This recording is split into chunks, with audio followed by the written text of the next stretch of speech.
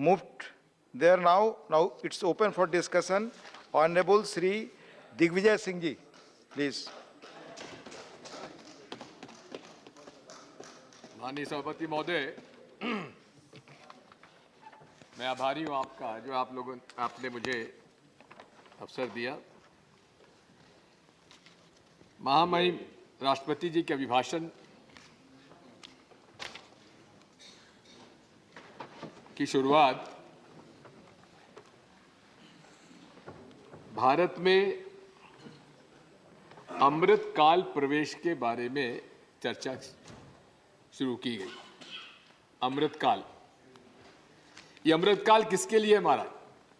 माननीय सभापति महोदय, ये अमृत काल उन लोगों के लिए है जो पहले से अमृत पी रहे हैं, जो पहले से इस देश की जो संपत्ति है उसमें केवल 21 लोगों के पास 70 करोड़ लोगों की जो संपत्ति के बराबर उनकी संपत्ति है। ये अमृतकाल उनके लिए है, वो अमृतकाल उनके लिए है। I am sure the honorable member, who is very senior member and a senior politician of the country, you may be called upon to authenticate some documents. Of course, yes, I will. I know. I shall. Sir, I have been sir, I came to the list. Sir, I came to the legislature in 1977. नहीं, आप और हम तो पड़ोसी हैं. Sir, I came to legislature in 1977. I know, sir. So please, please don't doubt sir, my. अपना रिश्ता पुराना है और गहरा है। आपसे मैं कह रहा हूँ कि आपको He can handle it. He can handle it. आपको ये पूछने की आवश्यकता नहीं थी। आप पर मुझको विश्वास होना चाहिए, भले मोदी जी को ना हो, कम से कम आपको होना चाहिए। इसी के प्रकार माननीय सभापति महोदय, 121% ग्रोथ हुई है कोविड के समय में।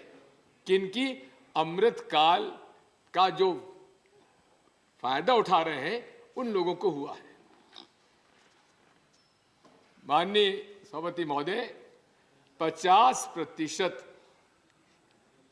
वो लोग जो व्यवसाय करते हैं वो 64% जीएसटी भरते हैं, लेकिन वो 10% अमृत काल के लोग जो अमृत पी रहे हैं वो केवल 3% जीएसटी दे रहे हैं। अब आप समझ जाइए कि अमृत काल किसके लिए है।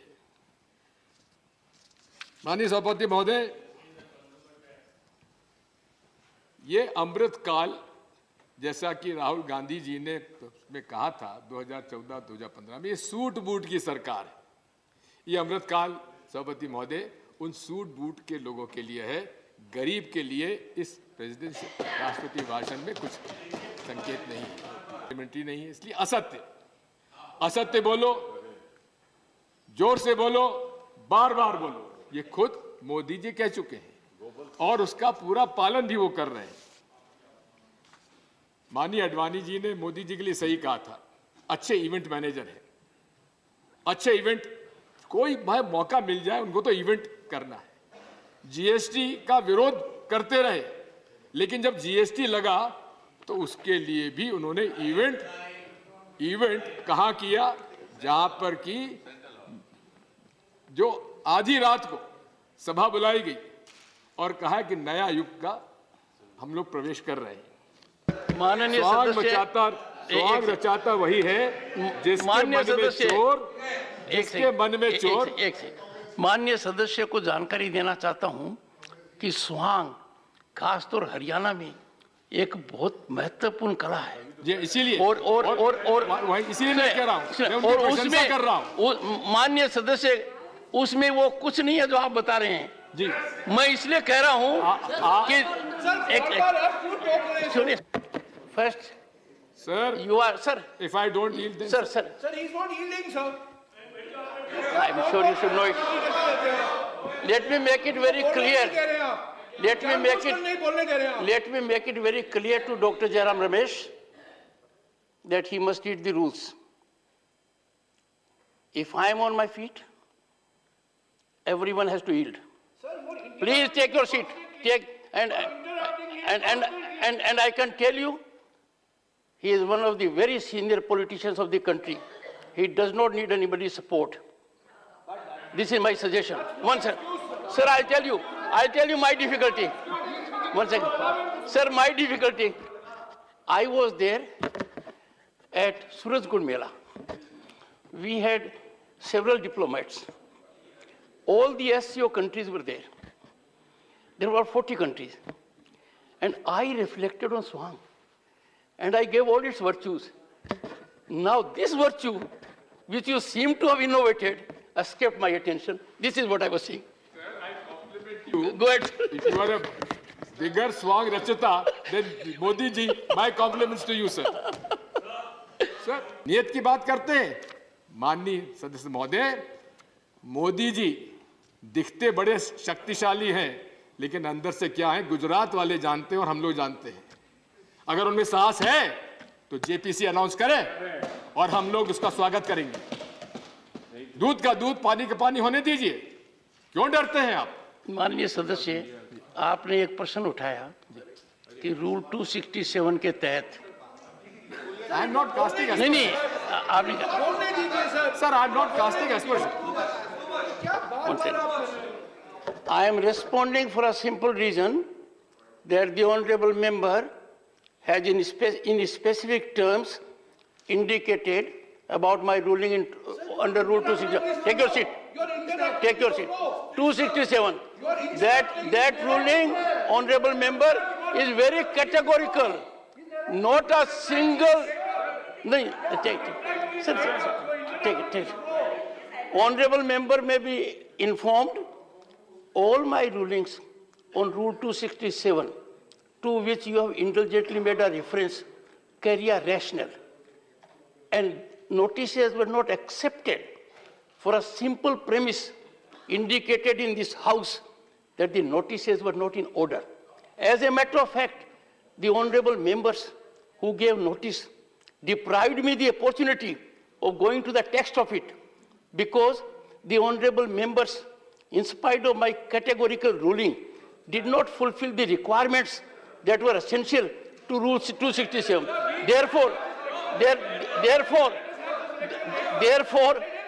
one second. Therefore, the suggestion of the honorable member that this rule should not be in the rule book perhaps needs reconsideration.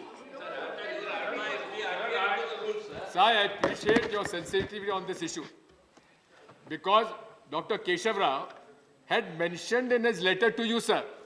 One second. Go ahead, sir. That kindly tell us where we have gone wrong. I would request you, sir, on behalf of the members, kindly frame a format on which Rule 267 has to be presented. We'll do it. Honorable member. Don't argue that Adani's finance performance is overstated, that the company has a poor track record of delivering its promises. It also claims that Adani has a history of overstating its earnings, high debt levels. Port business.